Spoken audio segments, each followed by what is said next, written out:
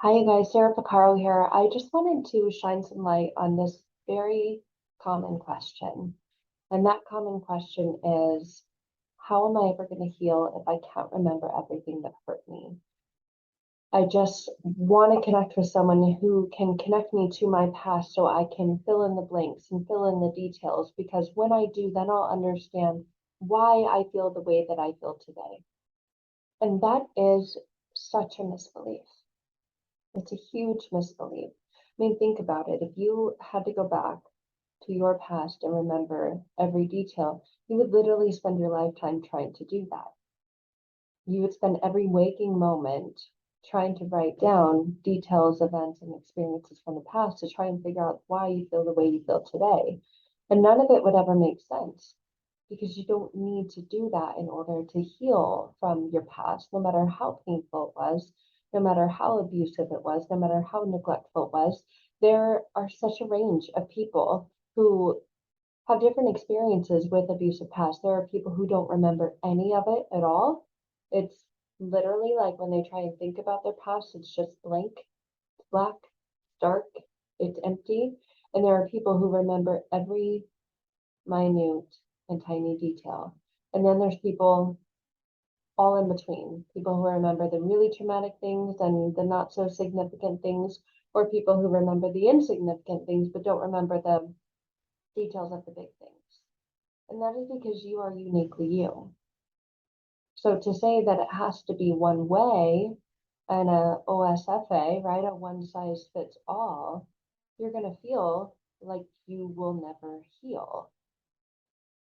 What's the most important thing to connect to when healing that from your emotionally traumatic and abusive past? Well, there's only one thing, and that is the unconscious beliefs that you have about yourself because of those experiences. So you do not need to recall or remember or go back to every detail of those experiences because from all of those experiences, you were left, right? There's abandonment wounds, rejection wounds, betrayal wounds, all kinds of wounds. And you were left with something because of those wounds. Generally, what you were left with was hurt, was pain, was trauma, was faulty, negative, very constricting, very limiting beliefs about yourself. And that is this new identity. That's why you feel like you're left with nothing, like you're now a shell of a person, a shell of a human, because what you were left with was less than what you had when you went through that or when you experienced that. So what you're left with now is not helpful, is not supportive, is not beneficial for you or anybody else. What you're left with is very little to work with. So it makes sense that if you feel like something is missing, you've got to go back and get all the pieces together and try to retrieve all the pieces. And by all the pieces, meaning every tiny little detail, so you can put all the pieces together so you can have this full, complete picture, so you can understand why you feel the way you feel, so that it quote unquote makes sense. Because you just want it to make sense, because why you feel this way isn't making sense.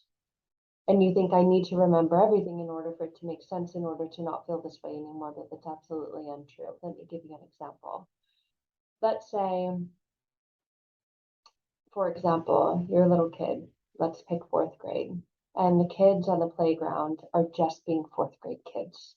They're playing around, they're messing around, they're teasing, they're tagging, right? And they like you, they're mean to you because they don't know any other way to be. Maybe they've got older siblings and they're mean to them. And so that's just the way that they interact and engage and play, right? But it's not playing to you and it's not funny to you because it hurts to you. Let's say you're in PE. I can remember this.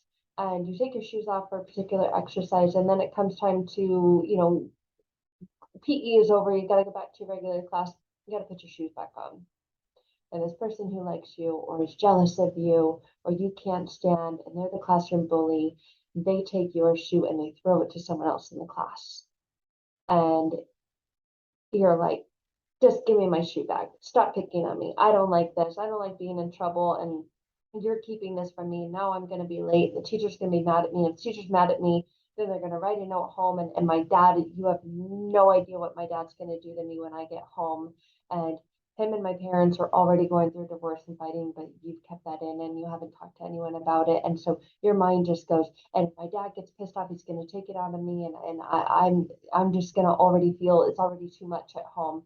All of this is happening all because someone takes your shoe and they throw it to another kid in class and they think it's funny to play keep away with you. And you're thinking it's not funny at all, give it back. And so you feel this rage and this anger inside because your mind goes to all those other places of what's going to happen to you and all the other emotional pain that you're experiencing. So already, just by someone playing keep away with you and just having a good time with you and messing around with you, you're feeling this anger and this resentment, this rage boil up inside, and you're about to punch the kid in the face and you're so close to it because they won't give your shoe back and they're just trying to mess around and have a good time with you. It's actually because they like you and they're teasing you. But in your head, it's a completely different story and it's going down a completely different road. And now you're an adult and the same feeling, same emotion, the same experience comes up of rage and trauma, and you just want to unleash on people who aren't really doing anything except trying to have fun with you and have a good time. And you're wondering, why do I feel this inner rage and anger? They really didn't do anything that bad. And someone tells you, well, you have to remember every vivid detail of your past. And nowhere in your conscious and logical mind would you connect it with, well, when I was in fourth grade, there was these kids in PE that played keep away with my shoe when it was time to go back to class. And if you think, well, I need to remember every detail of it, what color were the shoes? I don't know. I had a couple different pairs. Well, what color were those shoes? Were they blue? Were they black? Were they red?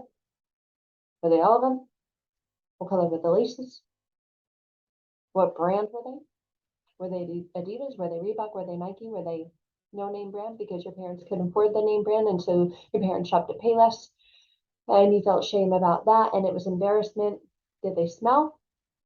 And when they were playing keep away with your shoe, were they going, oh my God, you have such stinky feet? And then suddenly they started calling you stinky feet after that? That comes up for me because I had athlete's foot growing up a lot. My shoes smelled. See, things come up. Do you need to remember all the details? What color were the shoes? What brand were the shoes? When was this? Was this in December? Was this in March? How old were you? Were you 10 years old? Were you 12 years old? Those details do not matter. What matters was the emotion and the energy and the feeling. And more than that, what matters are the unconscious beliefs that your inner mind developed about yourself that shaped and formed your identity because of that experience. Did it take you forever to get the shoe back? Did you feel that everyone was against you? Could you not get the shoe back? Did you feel powerless? Did you feel defenseless? Did you feel helpless? Did you feel hopeless? Did you feel defeated? Did you feel that no one stood up for you and the teacher wasn't there? They had already walked out of the gym, and so they didn't even see what was happening. And so you were left alone, abandoned, without support. All of those beliefs, I'm not worthy of being supported. I was abandoned. No one was there to help me. I feel alone. All of those feelings and beliefs, your body was constricted. You felt the anger, you felt the rage, you just wanted to punch them, but you couldn't because you knew you'd get in even more trouble at home. And you were terrified of what your parents would do to you when you got home and what that would mean. That is the connection.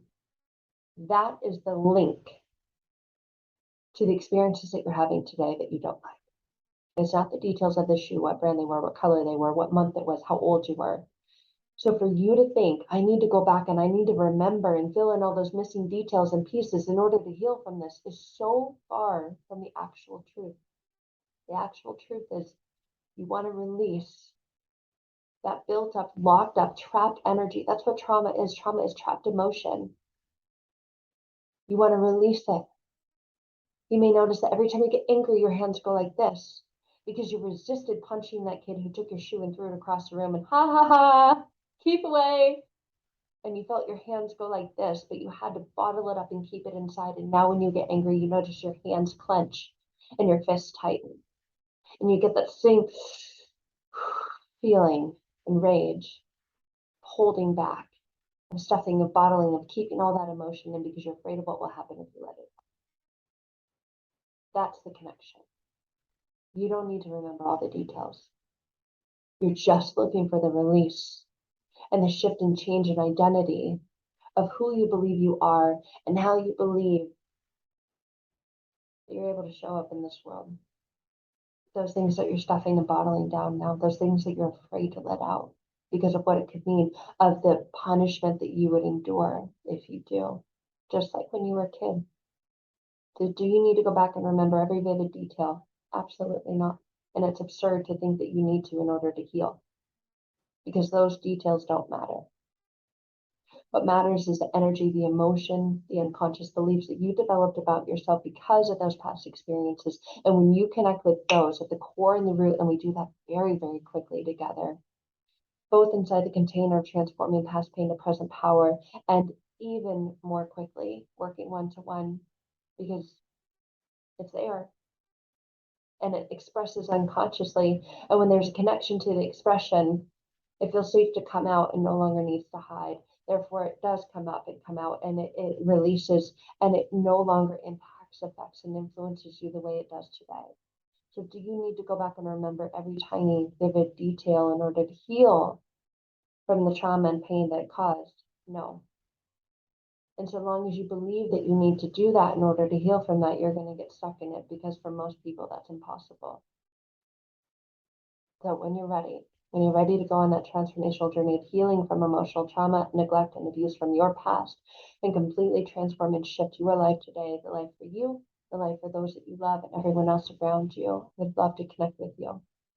I hope you found this video helpful. I hope it's brought some clarity to you. And if you're ready to connect, you can find more links in the description below this video to do so. Okay, much love to you all. Until next time.